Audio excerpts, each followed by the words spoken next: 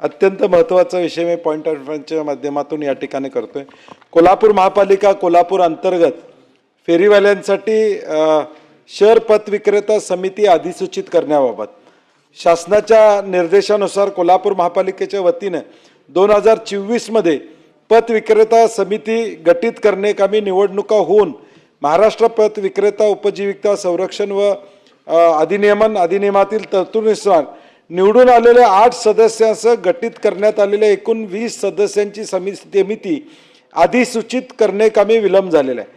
सभापती महोदय, निवडणुका होऊन 2 वर्ष झाला हा प्रस्ताव नगर विकास खात्याकडे या ठिकाणी पडलेला आहे। आपल्या माध्यमातून मला या ठिकाणी विनंती करायची आहे, इतका मोठा कालावधी होऊनही नगर विकास विभागामार्फत आणि नगर विकास खात्याचे मंत्री इथं आहेत, या समितीच अधिसूचित करण्यात आलेली नाही। त्यामुळे प्रशासनास फेरीवाला धोरण निश्चित करण्यात अडचणी व्हायला लागलेत।